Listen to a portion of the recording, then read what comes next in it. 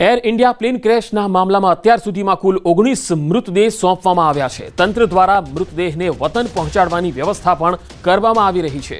London જઈ રહેલી ફ્લાઇટમાં વિસનગરના 5 લોકોના મૃત્યુ નિપજ્યા। 5 પૈકી 4 મૃતદેહ પરિવારને સોંપાયા છે, જ્યારે એક યુવતીનો મૃતદેહ સોંપવાનો બાકી છે।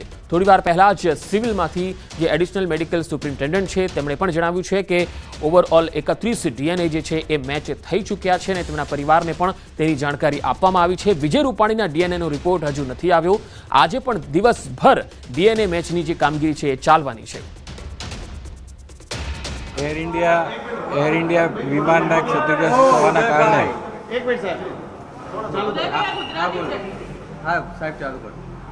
એર ઇન્ડિયાના પ્લેનને ક્ષતિગ્રસ્ત થવાના કારણે અમે જે રિસીવ કરેલા મૃતકો હતા એમાંથી 31 મૃતકોના ડીએનએ મેચિંગ થઈ ગયેલા છે અને એમાંથી 12 મૃતકોના જે રિલેટિવ્સ છે એ એમના સ્વજનના બોડી લઈ અને વિદાય થઈ ચૂક્યા છે।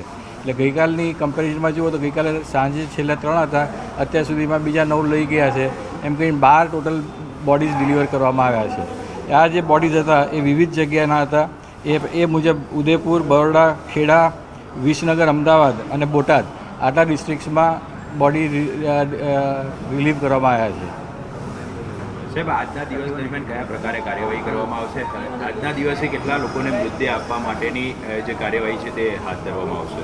જે તમને કહેવામાં આવે કે ડીએનએ મેચ થયા છે, આજનો ટાર્ગેટ એટલો હોય। હવે જેમ રિપોર્ટ આવતા જશે એમ અમારો ટાર્ગેટ બદલાતો જશે અને અત્યાર સુધીમાં જે ટાર્ગેટ છે 31, કારણ કે 31 ડીએનએ મેચ થયેલા છે એ લોકોને કોન્ટેક્ટ કરવામાં આવ્યા છે। એના રિલેટિવ જ્યારે એમની અનુકૂળતા પ્રમાણે આવશે એ પ્રમાણે એમને બોડી હેન્ડઓવર કરવામાં આવશે। તમારે બધા તમામ લોકોને હું આશ્વસ્ત કરવા માગું છું કે તમને સિવિલ હોસ્પિટલ અમદાવાદમાંથી ફોન આવે પછી જ તમારી મૂવમેન્ટ ચાલુ થશે।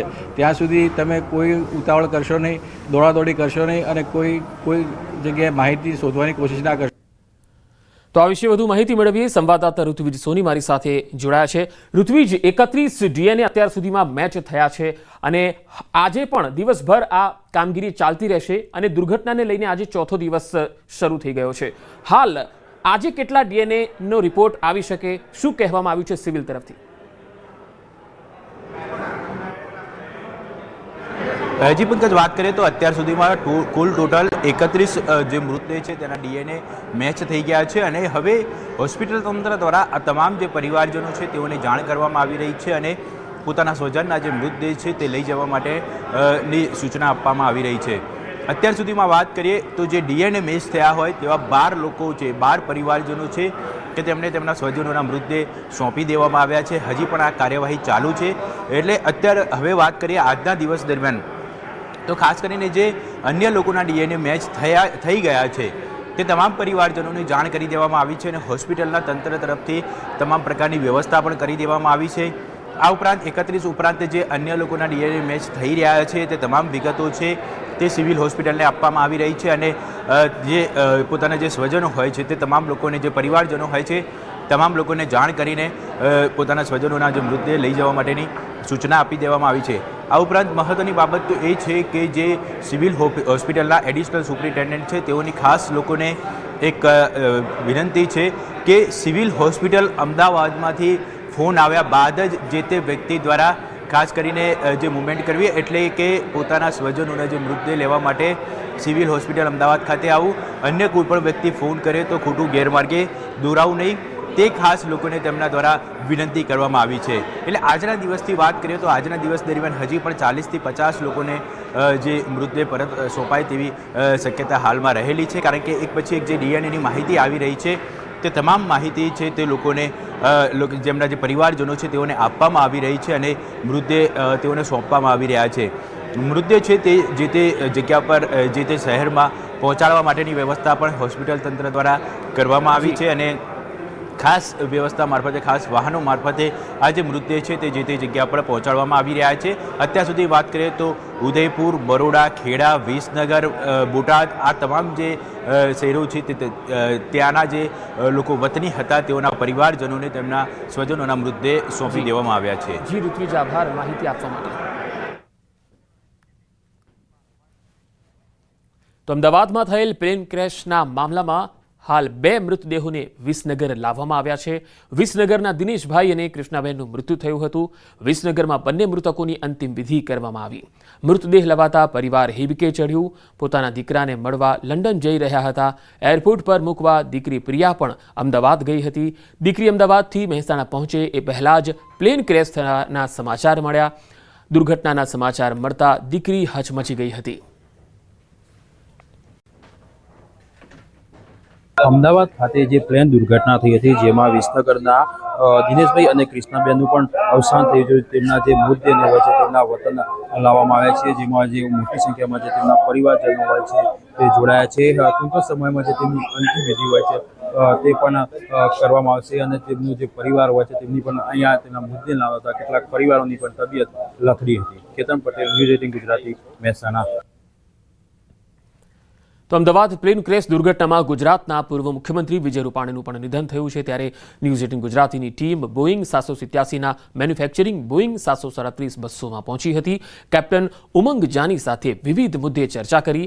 8 એપ્રિલ 2025ના રોજ રાજ્યના પૂર્વ મુખ્યમંત્રી વિજય રૂપાણીએ પણ બોઈંગ 737 અને બસોની મુલાકાત લીધી હતી. યુનિવર્સિટીમાં વન નેશન વન ઇલેક્શન અંગે સમજ માટે પૂર્વ મુખ્યમંત્રી અમદાવાદની એરોનોટિક્સ ઇન્સ્ટિટ્યૂટમાં ગયા હતા. કોકપીટમાં બેસીને કેપ્ટન ઉમંગ જાની સાથે પ્લેન અંગે ચર્ચા પણ કરી હતી. કેપ્ટન ઉમંગ જાનીએ એ દિવસોને પણ યાદ કર્યા. માત્ર 2 મહિના પહેલા પૂર્વ મુખ્યમંત્રી આ જ એરક્રાફ્ટમાં આવ્યા હતા. વિજય રૂપાણીએ એરોનોટિક્સનું શીખતા વિદ્યાર્થીઓ સાથે ફોટો પણ પડાવ્યા હતા. તો ન્યૂઝ 18 ગુજરાતીની ટીમ બોઈંગ 737 બસોમાં પહોંચી છે. ત્યાં જે કેપ્ટન ઉમંગ જાની છે તેમની સાથે વિવિધ મુદ્દાઓ પર ચર્ચા કરી હતી. કેપ્ટને પણ પોતાના જે સંસ્મરણો હતા વિજય રૂપાણી સાથેના એ શેર કર્યા હતા. જ્યારે વિજય રૂપાણી અહીંયા આવ્યા હતા 8 એપ્રિલ 2025ના રોજ તેમણે મુલાકાત કરી હતી. વિદ્યાર્થીઓ સાથે ટૂંકો સંવાદ પણ કર્યો હતો અને કોકપીટમાં પણ બેસ્યા હતા. હું અત્યારે જે જગ્યા પર છું બોઈંગ 737, જેની મુલાકાત ગુજરાતના પૂર્વ મુખ્યમંત્રી વિજય રૂપાણીએ લીધી હતી. મારી પાસે ફોટોગ્રાફ્સ પણ છે અને પોસ્ટ પણ છે, જેમાં તેમણે સ્પષ્ટ લખ્યું છે કે હું આ મુલાકાતે આ જગ્યા ઉપર આવ્યો હતો. આપ જુઓ તો ફોટોગ્રાફ્સની અંદર આ પ્લેનના બહારથી તેમણે ફોટોગ્રાફ્સ લીધા. ત્યારબાદ તેઓ અંદર પણ ગયા અને અંદર જે સીડી ચડ્યા ત્યારબાદ કોકપીટ પાસે પણ તેઓ ઉપસ્થિત છે. તે પણ દ્રશ્યો જુઓ. અને મારી સાથે કેપ્ટન છે ઉમંગ જાની, તેમની સાથે પણ તેમણે વાતચીત કરી. કેપ્ટન, એ મેમરીઝ શું હતી જેમાં ખાસ રાજ્યના પૂર્વ મુખ્યમંત્રી તેઓ અહીં આવ્યા હતા, તમારી સાથે મુલાકાત કરી હતી, કોકપીટમાં પણ બેઠા હોય તેવા ફોટોગ્રાફ્સ પણ છે? હા, 8મી એપ્રિલના દિવસે એમણે અહીંયા ઇન્ડસ યુનિવર્સિટી કેમ્પસમાં અને સાથે સાથે વેસ્ટર્ન ઇન્ડિયા ઇન્સ્ટિટ્યૂટ ઓફ એરોનોટિક્સમાં એમણે મુલાકાત લીધેલી અને વન નેશન વન ઇલેક્શન ઉપર એમણે બહુ સરસ વક્તવ્ય આપેલું અને અમારા વિદ્યાર્થીઓને મોટિવેટ પણ કરેલા. જે આપણે વિમાનમાં ઊભા છીએ એ વિમાનની પણ એમણે ખાસ મુલાકાત લીધેલી કે જે વિમાન અમે વિદ્યાર્થીઓના એજ્યુકેશનલ પર્પઝ માટે, ટેકનિકલ એજ્યુકેશન માટે અહીંયા રાખેલું છે. એમણે આગળ કોકપીટમાં પણ સાથે સાથે મુલાકાત કરી હતી. એમના જે વિમાન દુર્ઘટનામાં એમનું નિધન થયું તેનાથી હૃદયને બહુ મોટો ઝટકો પડ્યો છે, બહુ દુઃખ થયું છે. ઈશ્વર એમના આત્માને શાંતિ અર્પે તેવી પ્રાર્થના છે. કેપ્ટન ઉમંગ જાની તેમણે ખાસ વાતચીત કરી અને ભાવુક પણ થયા છે, કારણ કે કોઈએ ધાર્યું નહોતું કે 2 મહિના પહેલાં બોઈંગ 737માં તેઓ અહીં આવશે. અહીં કાર્યક્રમ દરમિયાન તેઓ આવ્યા હતા. વન નેશન વન ઇલેક્શનનો કાર્યક્રમ ખાસ કરીને અમદાવાદની રાચડા પાસે આવેલી ઇન્ડસ યુનિવર્સિટીમાં યોજાયો હતો. 8 એપ્રિલનો એ દિવસ હતો જ્યારે તેઓ અહીં આવ્યા હતા. આ પ્લેનમાં જે અત્યારે ઉપસ્થિત છું તે જગ્યા ઉપર આવ્યા હતા અને બોઈંગ 787માં તેમનો જીવ જશે તેવું કોઈએ પણ વિચાર્યું નહોતું. કેમેરા પર્સન અમિત શર્મા સાથે દીપિકા કુમાર, ન્યૂઝ 18 ગુજરાતી, અમદાવાદ. અમદાવાદ પ્લેન ક્રેશમાં મૃત્યુ પામેલા 2 લોકોના મૃતદેહને મહેસાણાના વિસનગર લવાયા. વિસનગરના દશરથભાઈ પટેલ અને તેમની પત્નીને દુર્ઘટનામાં મૃત્યુ થયા હતા. ત્યારે બંને પોતાના દીકરાને મળવા પ્રથમ વખત લંડન જતા હતા. અમદાવાદ એરપોર્ટ પર પ્લેન ટેકઓફ થતાની સાથે જ દુર્ઘટનાગ્રસ્ત થયું અને બંનેના મૃત્યુ થયા. આજે બંનેના મૃતદેહને વિસનગર લવાયા, જ્યાં તેમના અંતિમ સંસ્કાર કરાશે. અમદાવાદ પ્લેન દુર્ઘટનામાં વિસનગરના 5 જેટલા જે લોકો હોય છે તેમના અવસાન નીપજ્યા હતા. ત્યારે દશરથભાઈ પટેલ અને ડાહી ગૌરીબેન પટેલનું પણ આ દુર્ઘટનામાં અવસાન થતાં તેમના પરિવાર સાથે તેમના જે DNA હોય છે તે મેચ થતાં તેમના પરિવારને આ તેમના મુદ્દે આજે સોંપવામાં આવતા હાલમાં જે ફતેપુરા દરવાજા હોય છે, છેલ્લી લાઈન હોય છે, ત્યાં ખાતે તેમના જે મુદ્દે હોય છે તે લાવવામાં આવ્યા હતા અને મોટી સંખ્યામાં જે તેમના પરિવારજનો હોય છે અંતિમ ક્રિયામાં જોડાયા હતા. હાલમાં જે પરિવાર હોય છે એ પણ હિક્કે ચડ્યો હતો. ઉલ્લેખનીય છે કે આ જે બંને પતિ પત્ની હોય છે તેમના દીકરાને મળવા માટે લંડન જઈ રહ્યા હતા. તેવા સમયે આ જે દુર્ઘટના હોય છે તે ઘટી હતી. Ketan Patel, news 18 Gujarati, Mehsana. Ahmedabad Air India flight ક્રેશમાં ભારત, બ્રિટન અને પોર્ટુગલના મુસાફરો પણ સવાર હતા. ત્યારે અમદાવાદથી લંડન જતી ફ્લાઇટમાં પ્રવાસી હાના ઇબ્રાહીમનો પરિવાર DNA સેમ્પલ આપવા ભારત પહોંચ્યો. લંડનમાં રહેતા યાસ્મીન વોરા અને મોહમ્મદ વોરાને લઈને NGOની ટીમ પહોંચી. લંડનમાં પણ સરકાર કોઈ તકલીફ ન પડે તે રીતે જલ્દીથી વિઝા એપ્રૂવ કરી રહી છે. એર ઇન્ડિયા દ્વારા પરિવારની ટિકિટ કરવામાં આવી. ક્રેશ દુર્ઘટનામાં હાના ઇબ્રાહીમ પણ સામેલ હતા અને હાના ઇબ્રાહીમ જેના ભાઈ અને માતા અત્યારે આવ્યા છે, તેઓ લંડનથી આવ્યા છે. તેમને લઈને આવનાર વ્યક્તિ છે, તેમણે NGO દ્વારા ખાસ કરીને સંપર્ક કર્યો, લંડનથી સંપર્ક કર્યો, સુરતથી સંપર્ક કર્યો અને અમદાવાદમાં તેઓ લઈને આવ્યા છે. મને કહેશો શું છે કહાની હાના ઇબ્રાહીમની, કોણ આવ્યા છે અને કેવી રીતે આ શક્ય બન્યું? હાના ઇબ્રાહીમના બ્રધર આવ્યા છે અને એમના મધર છે અને ત્યાં DNA માટે આવેલા છે અને અમે લોકો એમને ત્યાંથી એરપોર્ટથી લઈને આવ્યા છે. અમને ઇન્ફોર્મેશન મળી કે એ લોકો આવી રહેલા છે, તમે ત્યાં જાઓ એરપોર્ટ પર અને એમને લઈને અહીંયા સિવિલમાં આવો. એટલે અમે અમારી ગાડી લઈને આવ્યા હતા લેવા માટે. તો પછી ગવર્મેન્ટે ગાડી પ્રોવાઈડ કરી એમની, એટલે સામાન અમારી એમાં મૂક્યો અને ગવર્મેન્ટની ગાડીમાં એ લોકો આવ્યા. વિઝા મળવા અશક્ય છે, પરંતુ કેવી રીતે કેવી પ્રોસિજર કરવામાં આવી કે તાત્કાલિક અહીંયા આવવા? લંડનથી એ લોકોને આવવા માટે તરત વિઝા એ કરી દીધી ત્યાંની ગવર્મેન્ટે અને એ લોકોને ફ્રીમાં ટિકિટ આપી છે. ટિકિટને એર ઇન્ડિયા તરફથી ફ્રીમાં ટિકિટ મળી છે. એ લોકોએ અરેન્જમેન્ટ કરી આપે છે બંને ભાઈને અને મધરને. હાના ઇબ્રાહીમ છે જે લંડનની ફ્લાઇટમાં સવાર હતા, જે પ્લેન ક્રેશ થઈ ગયું, તો તેઓ શા માટે આવ્યા હતા હાના ઇબ્રાહીમ? એ ધેટ આઈ ડોન્ટ નો કે we are from charitable trust. લંડનથી ખાસ વિઝા અને ટિકિટ છે તે ફ્રી કરવામાં આવ્યા છે. તમામ લોકો તાત્કાલિક ભારત પહોંચી શકે તે માટેની પ્રોસિજર છે તેને ફોલો કરવામાં આવી રહી છે અને ખાસ કરીને હાના ઇબ્રાહીમના ભાઈ છે તેઓ અહીં આવ્યા છે અને તેમના માતા આવ્યા છે, જેઓ DNA સેમ્પલ માટે આપવા માટે અંદર ગયા છે. કેમેરા પર્સન અમિત શર્મા સાથે દીપિકા કુમાર, ન્યૂઝ 18 ગુજરાતી, અમદાવાદ. તો વિજય રૂપાણીનો આજે આવી શકે છે DNA રિપોર્ટ. સવારે અથવા તો બપોર સુધીમાં આવી શકે છે DNA રિપોર્ટ. DNA અંગે FSL ડિરેક્ટરે આપી જાણકારી. રૂપાણીનો મૃતદેહ આજે પરિવારજનને સોંપાય તેવી શક્યતા છે. મૃતદેહ મળ્યા બાદ રાજકોટમાં યોજાશે અંતિમ યાત્રા. વિજય રૂપાણીના નિધન બાદ અંતિમ વિધિની તૈયારીઓ રાજકોટમાં પૂર્વ મુખ્યમંત્રી રૂપાણીના અંતિમ વિધિની તૈયારીઓ છે એ શરૂ થઈ ગઈ છે. ધ્યાનશંકર પ્રગટેશ્વર મહાદેવના મંદિર ખાતે અંતિમ વિધિની તૈયારીઓ ચાલી રહી છે.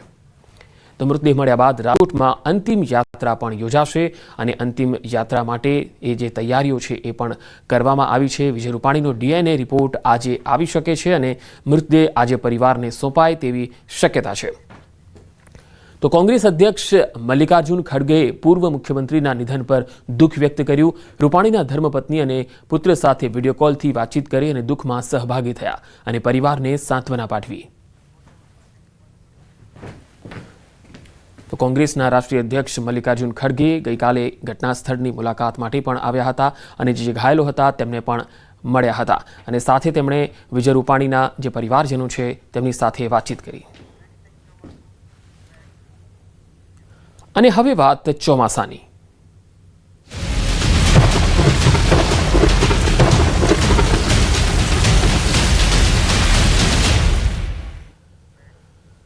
ગુજરાતમાં વરસાદ ધબધબાટી બોલાવશે. સવારે 10 વાગ્યા સુધીમાં વરસાદનું એલર્ટ અપાયું છે, જેમાં 22 જિલ્લામાં વરસાદનું એલર્ટ છે. 5 જિલ્લામાં વરસાદનું ઓરેન્જ એલર્ટ અપાયું છે. 17 જિલ્લામાં વરસાદનું યલો એલર્ટ છે. બોટાદ, ભાવનગર, ભરૂચ, સુરત અને વલસાડમાં ઓરેન્જ એલર્ટ આપવામાં આવ્યું છે. આ તમામ વિસ્તારોમાં સવારે 10 વાગ્યા સુધીમાં ધોધમાર વરસાદ પડશે. પવન પણ ફૂંકાઈ શકે છે. 5 જિલ્લામાં ઓરેન્જ અને 17 જિલ્લામાં યલો એલર્ટ આપવામાં આવ્યું છે. ગઈકાલે પણ રાજ્યના અનેક વિસ્તારોમાં વરસાદ હતો. થોડા દિવસના વિરામ બાદ ગુજરાતમાં વરસાદની હવે ધમાકેદાર એન્ટ્રી થઈ છે. ગુજરાતમાં છેલ્લા 24 કલાકમાં 148 તાલુકામાં વરસાદ નોંધાયો છે. 27 જિલ્લાના 148 તાલુકામાં વરસાદ થયો. સૌથી વધુ રાજકોટના ગોંડલમાં 3.9 ઇંચ વરસાદ એટલે લગભગ 4 ઇંચ વરસાદ થયો. ખંભાતમાં 3.1, દસાડામાં 2.9 ઇંચ વરસાદ, રાજકોટ શહેરમાં 2.5 ઇંચ વરસાદ ખાબક્યો. તો અમદાવાદના માંડલ અને નડિયાદમાં 2.4 ઇંચ વરસાદ થયો. ધોળકા અને ખેડામાં પણ 2-2 ઇંચ વરસાદ ખાબક્યો. તો ગોંડલ પંથકમાં ધોધમાર વરસાદના અહેવાલ છે. 1 કલાકમાં જ 4 ઇંચથી પણ વધુ વરસાદ થવાથી ચારે તરફ પાણી જોવા મળ્યું. ગોંડલ શહેર અને ગ્રામ્ય વિસ્તારોમાં ધોધમાર વરસાદ પડ્યો. ગાજવીજ અને પવન સાથે ધોધમાર વરસાદ થતા રાજમાર્ગો પર ગોઠણરૂપ પાણી ભરાઈ ગયું.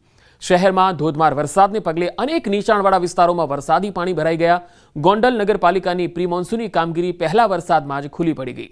ધોધમાર વરસાદને પગલે ગોંડલ રાજકોટ હાઈવે પર રસ્તાના કામોમાં અનેક જગ્યાએ પાણી ભરાતા વાહન ચાલકો પરેશાન થયા. ગ્રામીણ વિસ્તારોમાં વાવણીલાયક વરસાદને લઈ ખેતરો પાણી થઈ ગયા. શહેરના આશાપુરા, લાલપુલ, ઉમવાડા, ખોડિયારનગર અંડરબ્રિજ નીચે વરસાદી પાણી ભરાઈ ગયા.